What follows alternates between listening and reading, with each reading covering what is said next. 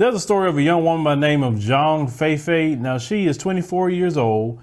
She is a beauty blogger. I'm talking about her because she received a lot of racist backlash toward her. Now, if you see her, most people would be kind of questioning, why would somebody be, looking funny at her? Because at first look, you would think that she could be either a Cambodian, maybe she could be Laotian, but then you see the hair. Well, her father is from the Congo and her mom is Chinese. So, she's a graduate of Boston University. Right now, she's going to Johns Hopkins University to get a degree in intelligence and counterterrorism. I don't know if she's trying to go to the CIA or one of them entities. But the issue, about her is not so much her education. It's about what she has been through dealing with Chinese, which is part of her people. So on Weibo, which is the Chinese version of Twitter, she had announced that she was going to get on a reality show that's very popular. So the problem started when she had announced that she was joining a show by the name of Produce Camp 2020. And she's supposed to be one of the contestants on the show. Well, when the people, a lot of the Chinese, found out that she was going to be on the show, they had problems with that. Even though she looks visibly Chinese. Like I say, if I saw her in the street, I wouldn't think that she had a black parent. I would wonder about her hair, but she is really visibly Chinese. For real. She don't look like she's a blend of the two at all. Now, in certain lights, as I saw certain pictures of her, maybe you can kind of see it in her, but some of these pictures, you just don't see it, right? So even though she looks visibly Chinese, they told her on Weibo that she needs to go back to Africa, please. They asked her, please. That they said, oh God, has the Chinese beauty standard lowered so low that they're allowing black girls in it now? This is what Chinese are saying on their social media toward this young lady who is, very accomplished at 24 years old. And I looked at Boston University. It costs $37,000 a year to go there. So either she had a scholarship or her parents paid the money for her to go. And we all know that's a lot of money to be paying per year for any kind of education.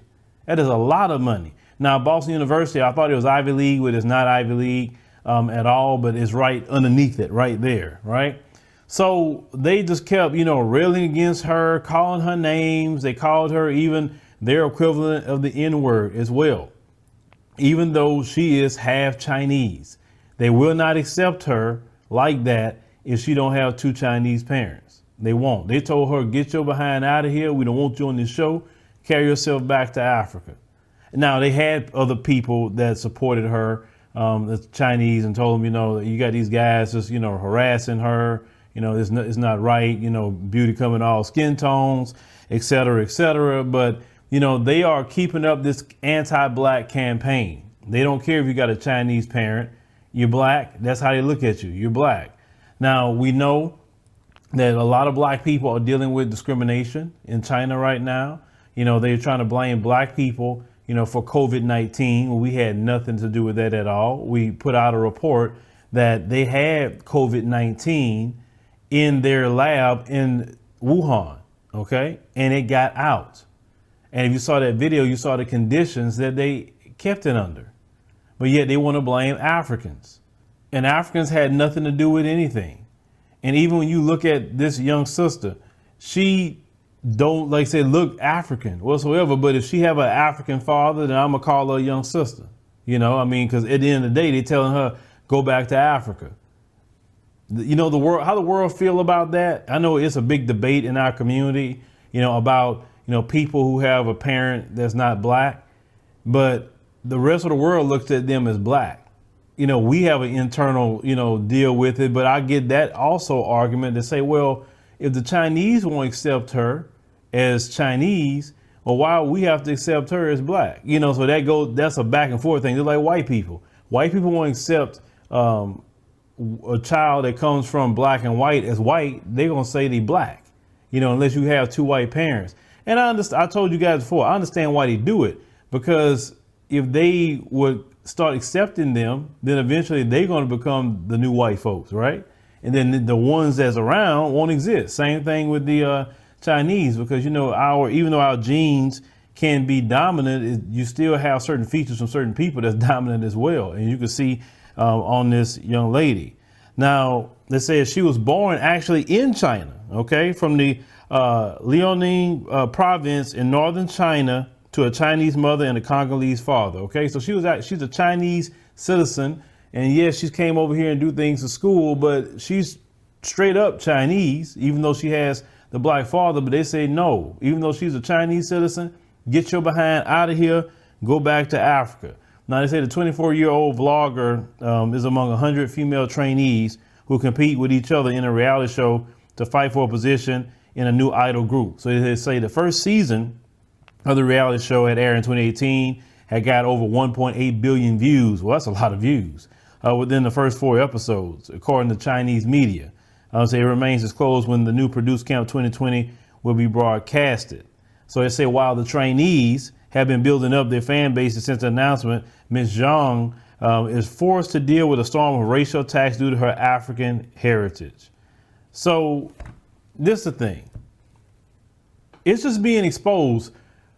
A lot of things are being exposed ever since the coronavirus have hit the world. A lot of horrible things, of course, has been happening. But this has actually been a great wake-up call for us. We have finally seen how people, you know, think about us, truly think about us. You know, if we was unsure before, if we kind of like, I don't know, now we know, because it's like the covers have been pulled off. You know, in Africa, they say, oh, you know, the Chinese are our friend, and you know, they're better than dealing with the West. And now you see how they really think about you. OK, I got more stories about the Chinese coming out of the Caribbean, Uganda. Oh, these videos are coming because people are sending them to me, the things that they're doing. And I'm like, and y'all let this go on, and all the illegal immigration that's happening with them. We will continue to report these stories as people send them to us throughout the world. I mean, because this is part of what we do here, and we have to speak up, you know, because of, you know, Ms. Zhong. She is still, in my opinion, part of our community. I mean, whether some people agree with that or not, I say she is, even though I don't know if she identifies. I don't even know.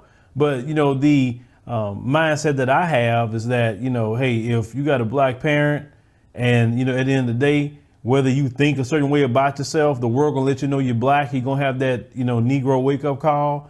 And then when you had that Negro wake up call, you know, I'm the type of person, I'll be here to welcome you with open arms, as long as you didn't do nothing extremely treasonous to black folks. And then I'll say, nah, go over there with them folks. Then, you know, that's how I think. Now, everybody don't think that way, but that's how old Uncle Phil think when it comes to things like that. This girl's 24 years old. She don't deserve to be treated that way. Nobody deserves, I say nobody deserves to be treated that way, no matter who you are, for the color of your skin, or your religion or whatever else, right? Because that's stupid. That is very, very silly. And those people are very ignorant. They know good and well what happened. They know good and well how it got started. They know, but they just trying to push an scapegoat, right?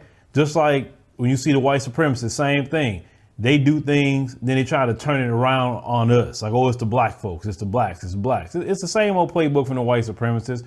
We've seen this before. Personally, I laugh at it, but I think that maybe, just maybe, all this is happening in China is just maybe that it's time for us to come out of China and connect on a continent and build the continent up and realize that the continent has all the wealth of the world. Why in the world you run into somebody else's country when the wealth is there? You can build up the institutions, etc.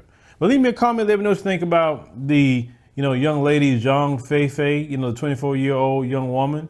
But I hope that, you know, she can endure that, because that's a very traumatizing thing, racism. It really is. And if you're not, you know, used to it, especially a young girl like that, you know, definitely a young woman not used to that, you know, you have to be, you know, battle hardened and battle tested. And not too many people in other countries have been raised in Babylon like us, where, you know, a lot of us are, you know, dealing with that system. And then the bad part about that is this. Some people here go like, oh, my God, I can't believe it. And yet we've been living here hundreds of years. But, you know, let me know.